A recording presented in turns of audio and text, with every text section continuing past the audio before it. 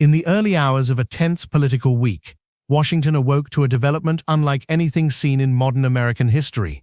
A federal courtroom, typically a place of slow procedure and cautious language, suddenly became the epicenter of a national countdown. Not because of a verdict, not because of a conviction, but because of a deadline. A federal judge presiding over a case already loaded with constitutional implications issued an order that immediately sent shockwaves through the legal and political system. The ruling did not simply advance the case. It did not merely interpret the law. Instead, it imposed urgency. It imposed pressure. It imposed time. 72 hours. That was the window set by the court, a narrow, unforgiving timeline that effectively placed Congress under a clock ticking toward an impeachment decision. For nearly 2.5 centuries, impeachment has existed as a purely legislative function. The Constitution assigns it clearly. The House decides whether to impeach, the Senate decides whether to convict. Courts may rule on law, but they do not dictate impeachment schedules. That separation has been honored even during the most turbulent chapters of American history. Until now, this ruling did not order impeachment outright, but by setting conditions that required immediate congressional action, it created a scenario where delay itself became a constitutional risk. Lawmakers were no longer debating whether to act. They were confronting how quickly they must act. And that distinction changed everything. Within minutes of the order becoming public, legal analysts began using words rarely spoken lightly.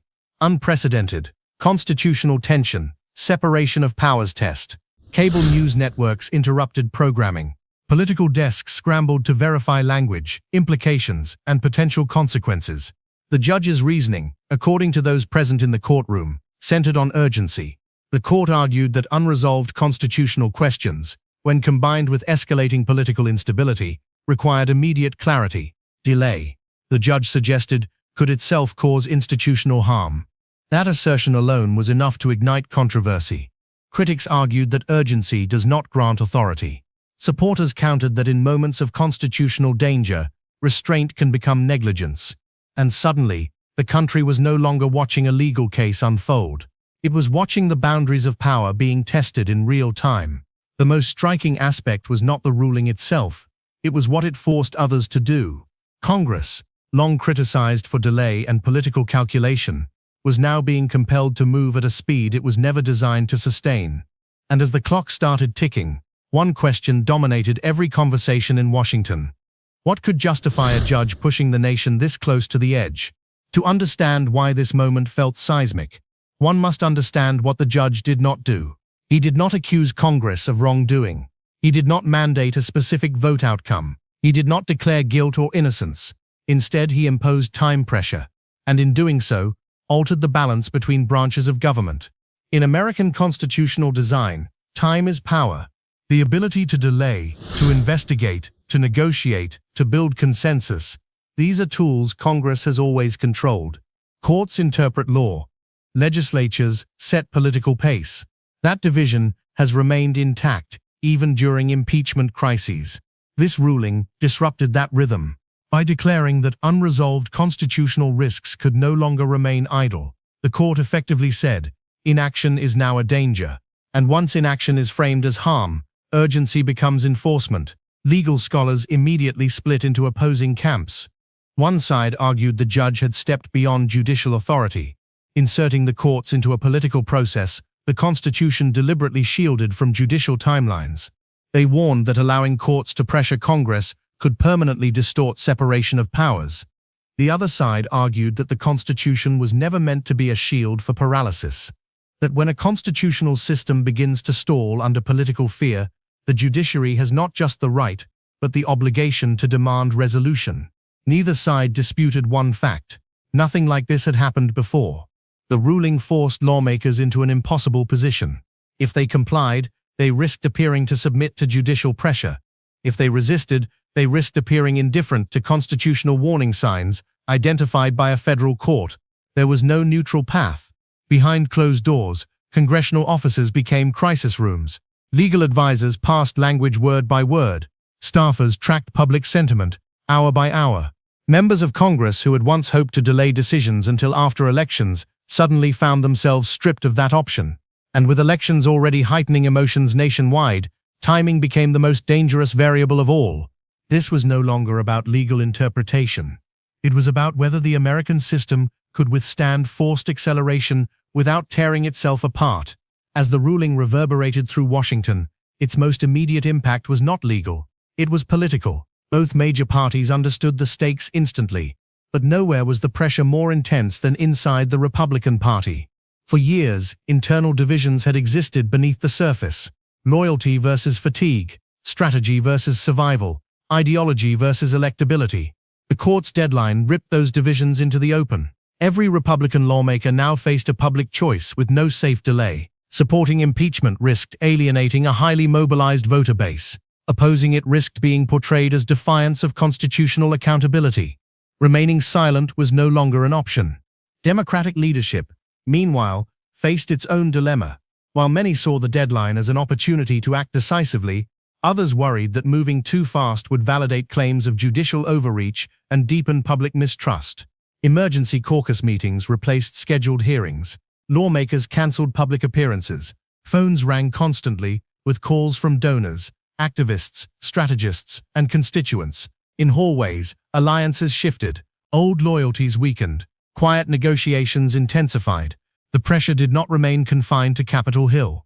Media coverage amplified every rumor. Social media accelerated narratives at a speed no institution could control. The ruling became a Rorschach test, interpreted through political identity rather than legal substance, and that volatility raised a sobering concern. Once institutions move faster than public understanding, legitimacy itself becomes fragile. This was not simply a test of political courage. It was a test of institutional trust. Impeachment has always been extraordinary. Not because it happens often, but because of what it represents. It is the Constitution's final restraint on executive power, designed to be used sparingly, deliberately, and politically. Historically, Congress controlled its tempo. During Watergate, despite immense pressure, lawmakers moved methodically. During the Clinton impeachment, investigations stretched over months. During previous Trump impeachment, timelines were set internally, without court interference. That continuity mattered. It preserved legitimacy. This ruling disrupted that tradition. For the first time, the judiciary did not merely interpret law surrounding impeachment. It accelerated the political machinery that leads to it. Even if legally defensible, the symbolism alone was profound. Because precedent does not require repetition to be dangerous. It requires possibility. If one court can impose urgency today, another might impose direction tomorrow. And once boundaries blur, restoring them becomes difficult. That fear, not partisan loyalty, is what unsettled constitutional scholars most. Yet supporters of the ruling argued something equally unsettling, that refusing to act in moments of institutional risk can be just as destructive as acting too aggressively. The nation now stood at a familiar American crossroads, order versus urgency, restraint versus response. The judge had not solved a crisis, he had forced the country to confront it, and as the 72-hour clock continued to count down, one reality became unavoidable. The next phase would not be decided in courtrooms alone. It would be decided by how institutions respond when time itself becomes the weapon. To understand why the ruling sent shockwaves through Washington, we have to return to the courtroom itself, to the moment where law crossed into history. This was not a routine hearing. The atmosphere inside the federal courtroom was tense from the start. Attorneys on both sides knew the stakes were high, but few anticipated just how far the judge was prepared to go. The case had already drawn national attention, not because of a final verdict, but because of its implications for executive power, congressional oversight, and constitutional stability. The defense argued aggressively that the case had become politicized. They warned the court against stepping into territory traditionally reserved for Congress. They emphasized precedent, separation of powers, and the danger of judicial overreach. Their message was clear: any attempt to pressure lawmakers would risk destabilizing the constitutional balance. Prosecutors responded with equal force. They argued that the situation had moved beyond normal legal timelines. According to their position, unresolved constitutional questions were compounding political instability, and delay itself was becoming a threat to governance. They framed the moment as exceptional, one that demanded decisive action. Then came the ruling. The judge did not raise his voice. He did not dramatize the decision. He spoke carefully, deliberately. and with language that suggested he understood the gravity of what he was about to do. He explained that the court was not instructing Congress how to act, but that it could no longer ignore the consequences of inaction. He described the circumstances as extraordinary. He cited escalating uncertainty, institutional paralysis, and the risk of prolonged constitutional ambiguity. Then, with measured clarity, he announced the deadline: 72 hours. The room went silent. The defense immediately objected, signaling plans for an emergency appeal. The prosecution stood firm, arguing that urgency was now unavoidable.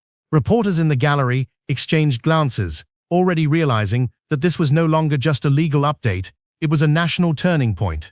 When the judge concluded by stating that the clock begins immediately, the case transformed. It was no longer confined to the courtroom. It had entered the bloodstream of American politics. The ruling reached the White House within minutes, and the response was immediate. Senior advisors convened emergency meetings. Legal teams prepared filings at record speed. Communications staff worked to shape a narrative before the narrative shaped them. Everyone understood the same thing. This was not a moment that allowed hesitation. Publicly, the response was defiant. The ruling was framed as judicial overreach. The language emphasized constitutional boundaries, warning against courts interfering with legislative authority. Supporters echoed those claims, arguing that the judiciary was attempting to influence a political process. Privately, however, the tone was more urgent. Strategists debated options under intense pressure. Should they focus on legal resistance, hoping a higher court would intervene? Should they lean into political messaging to rally supporters? Or should they attempt a more restrained approach to avoid alienating moderate voters already fatigued by institutional conflict? None of the options were without risk.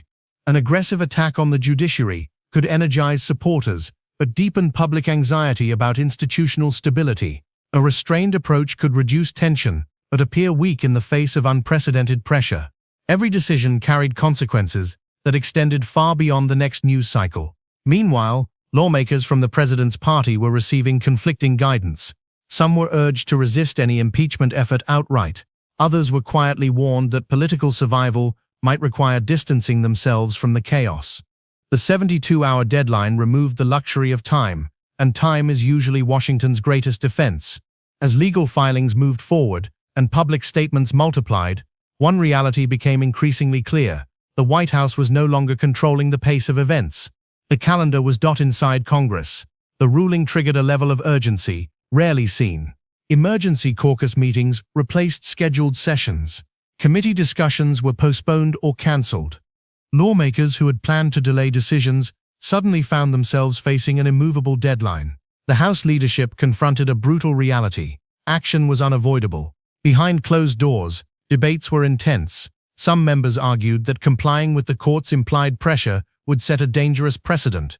Others countered that refusing to act could deepen constitutional uncertainty and public distrust. The conversations were not ideological alone, they were personal. Lawmakers weighed their districts, their donors, their political futures. Some feared primary challenges. Others feared being remembered as the generation that failed to act when the system demanded it. Security around the Capitol was quietly increased. Staffers worked late into the night.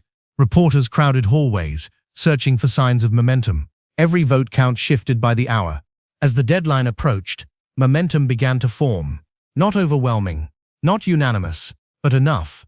When the House convened, the tension was unmistakable. Cameras rolled. The resolution was read. Names were called. Each vote landed with historic weight. When the count was complete, the result became official. Impeachment passed. Not as a celebration, not as a triumph, but as a moment of consequence. The chamber reacted in silence, applause, shock, and exhaustion, often all at once. Outside, public reactions split instantly, along familiar lines. Some called it accountability, others called it a constitutional crisis. But regardless of interpretation, one fact was undeniable. The country had crossed a threshold. Impeachment did not end the crisis. It began its next phase. Attention shifted immediately to the Senate, where conviction would require an even higher threshold and even greater political courage. Legal challenges continued, appeals moved forward, public demonstrations intensified, and beneath it all, a deeper question lingered. What happens when courts accelerate politics? Supporters of the judge's ruling argue that urgency was necessary. That delay had become dangerous. Critics argue that once judicial pressure enters political timelines, the balance of power weakens. Both sides may be right. The United States has faced constitutional stress before: Civil War, Watergate, contested elections. Each time, the system bent but did not break. This moment now joins that lineage. The judge's order forced action, but it did not resolve division. It exposed it. The coming days and weeks will determine whether institutions reinforce trust or further erode it, whether restraint returns or urgency becomes the new normal, whether precedent is reinforced or rewritten. One thing is certain: this was not just a legal ruling. It was not just an impeachment. It was a stress test of American democracy under pressure. And the final outcome will not be decided by a single vote or a single court, but by how the system responds when its rules are pushed to their limits.